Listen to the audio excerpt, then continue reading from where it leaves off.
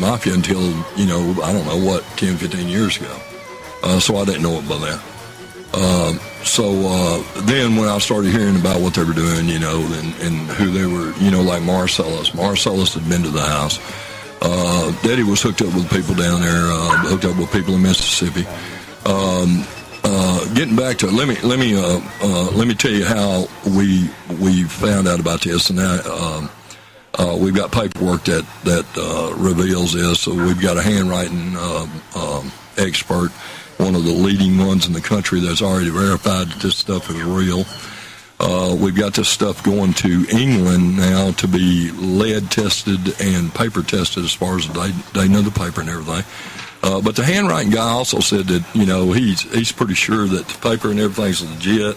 He knows that that Clyde Tolson wrote it by his initials and stuff. So we tied that in that way. Now, tying in the people that were some of the entourage of Dr. King is that when Clyde Tolson came to the house, and we had a garage apartment behind our house, and he'd come there and he'd meet with Daddy, and like I say, we'd pick him up to the airport a lot. And now, your dad was not some big executive in Memphis. No, my daddy wasn't an executive. He just run Memphis. Very well said. That's what I was looking to. You don't have to be an executive. All you got to do is be a badass and carry a big stick. So, and have the right police in your pocket. And his daddy was the police. So, granddaddy. We got good old boys with good old boys and good old pockets. That's right. And the pockets that got blood stains. That's it. So he came. This one circumstance, he came to the house, and he had several $1,000s in a bag, a shopping bag, the old bags. We didn't do plastic or paper back then. This was all paper. And so anyway, he came and he had this money in there, and he pulled this money out, and they took rubber bands and wrapped this money with rubber bands and slid, like tearing a piece of paper off your little pad there, slid a paper in there and would put stuff like JJ on there, or maybe RA or something, for Daddy or whatever. So, your attorney's turning purple. So he probably just passed out. Between we might have to give CPR to the lawyer. Yeah. Hey, Roy, you might turning purple and Jackson's hyperventilating. Yeah, Roy Johnson, you might all call in and give us attorney over here some CPR. Run your tongue around his throat or something. So anyway, I remembered that meeting, and I remembered how that went, and I remembered that Daddy gave that money to the man that he helped get his business started in Memphis. He was taking it to one man. And can I give that guy's name out? It's up to you. That guy's fine. I mean, he gave us money to a guy named Solomon Jones, who was a crook. He was just, he's... that was Dr. King's chauffeur. So anyway, he gives it to him. And now Solomon Jones, I knew him, talked to him a lot. During the Elvis thing, when I was at Walter Buford's, when the call came in about Elvis dying, and then my other lawyer called and said, hey, get to Baptist Hospital. I'm laying under a sink, putting a sink in, come out of Louisiana, and they're saying, go to the hospital, Elvis has died, and we need you to do something. I said, all right. So anyway, during all that, this guy was at Walter Buford, who's the attorney I was under the sink, there in Memphis, a liability lawyer. And so he came over there, and we went up to Buford's law office upstairs where his law library was, and we sat in there for hours and just talked about, what had happened and back and forth, just pitching different things back and forth. It wasn't all on King. It was, we talked about Elvis. We talked about several things because this was after I'd done Elvis. We're going to let Matt's going to have you on the show to talk about the Elvis thing. We want to stay on the MLK here while we have a chance. So where do we go? Let me toss in here a second, Burl. Yeah. Is that some of the things that Bear's been talking about? He mentioned Clark, and he mentioned in the bushes and all these sorts of things. Guys seen running from this and from that, and who is where. A lot of this stuff is corroborated by other people who saw smoke come from these bushes, people, and I'm talking about people in King's entourage who saw the guys running from this area. Saw the cars turning, saw all these sorts of things that have nothing to do with Ray. So Ronnie's telling his story as he saw it as a 16-year-old boy, but what I'm adding here is that this isn't just coming from Ronnie. The things he's saying were corroborated a long time ago by people saying, I saw two men running from these bushes, or I saw the puff of smoke coming from the bushes. What did you do, Steve, to corroborate this story?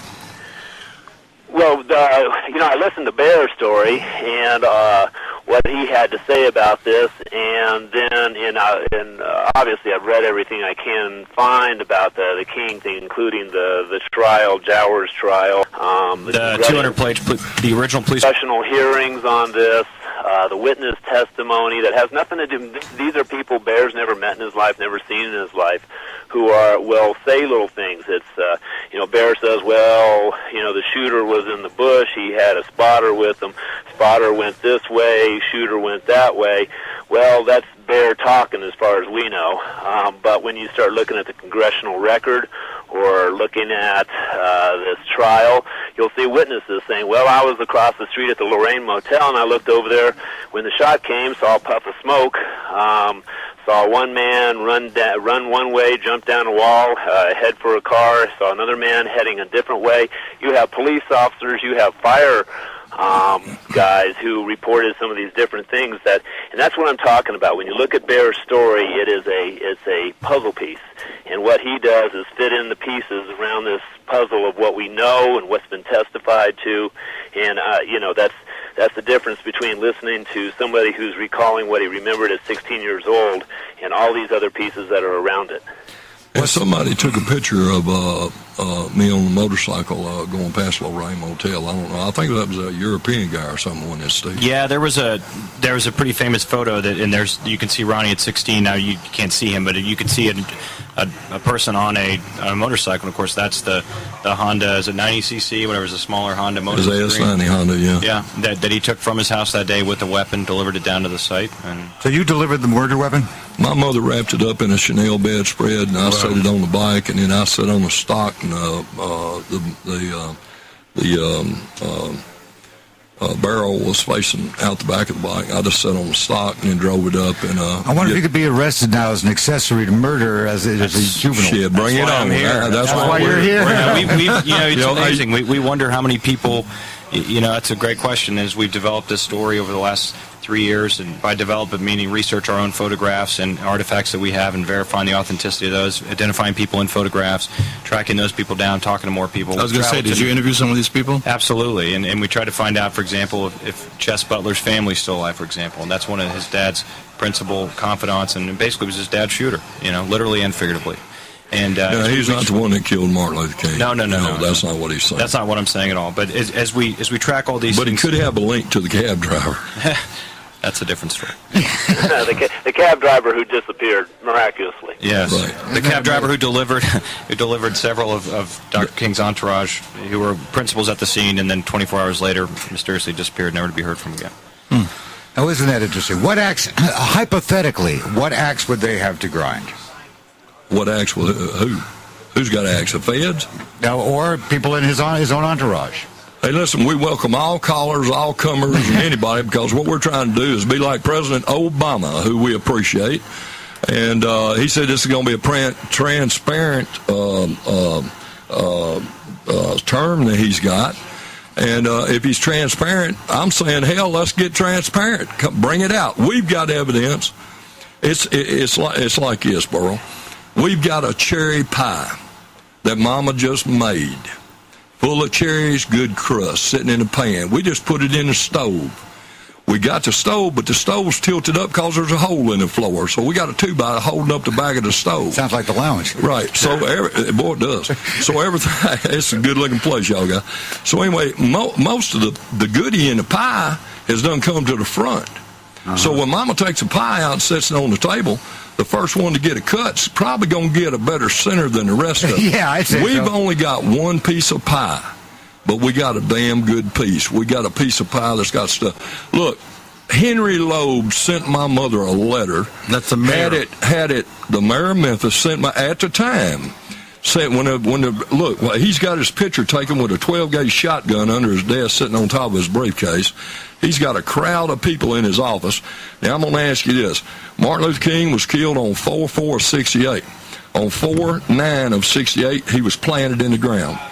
During the time that they were putting that man in his grave, there was a sheriff's deputy that was directed by Henry Loeb to send my mother a message in a typed-out, hand-signed, letter-headed mayor's address from Henry Loeb to my mother, thanking her for sending her the information. And the information that she had sent was she gave me a note. I carried it over to the Henry Loeb compound, delivered it there at the gates of the compound at Tutwiler and Graham Street and Graham Road. And that information was that the weapon has been buried. So, oh my God! Not only do we have where through the the city sanitation department, who his dad was at. Not only do we have where the weapon's buried, but before the weapon was ever used, my father, Chess Butler, and 2 other men test fired that weapon in the Wolf River bottoms by the trestle that runs from where the old. It used to run past our house, from where the old Hart's Bread Factory is out to the Shelby County Penal Farm and then on up into Nashville. So that weapon was test fired all in them woods down there. So what we're trying to do now, we've Steve and Roy Johnson, a private investigator, and a pastor out of Texarkana area. Hey, they're going to take down every tree in that. That's what we're trying to do. We're trying. So you're trying to find a bullet. We're trying to get an equisearch for somebody to come on out there. Steve Jackson's already talked to some of the people. I'll just put you on Front Street there, Steve. And he's what else is new? Right. He's talked to some of these people, and they're willing to go. And we've already called, and I have got a real close friend of mine, Tyrone Bird, over in Memphis. Bail bondsman, been in the business. He's the first one to ever put me to skip tracing where I was chasing down. And I'm not like this. Now, before we run out of time, sure. Now we've had some people in here that were formerly guys in the mob who wore wires and all sorts of things. Many of them. We had Kenny Gallo sitting right where you are for 7 years, wore a wire for the FBI and Mafia, and 2 attempts on his life just before he came on the show. Fortunately, he was alive long enough, and he still is, God bless him, on the show. Are you concerned that someone's going to kill you? Well, my wife got 2 calls the other day. How many did I show you this morning? You showed me 3. Yeah. So we got. Well, you're doing the wrong thing, and you better not do what you're going to do. So you know what you're doing's wrong, don't you? That's what they're talking about doing the wrong thing is being on True Crimes Uncensored with Don Wolfman and Burl Barer. That's never wrong. It's never wrong to be on True Crime Uncensored, and here's a man who's taken his life on it. Thank you so much. I don't want you guys to go away. Matt wants to keep you. All right, bud. Because he wants to talk to you about Elvis. Hey, we appreciate y'all. Hey, appreciate you being here. Bottom line. Thanks for letting it out. His daddy planned it.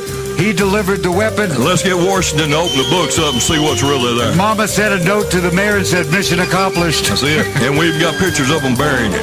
Whoa. Thanks for listening. Got a famous movie star going to be on Matt's show today, a big-time movie actor. Chuck McCann's coming back, and the famous Johnny Cosmo. How about that? That's a combination. Oh, all I can say is I'm still Burl Barer. That's the problem. I was raised on records. I was born to rock and roll. Outlaw Radio Call. Oh, I love my music.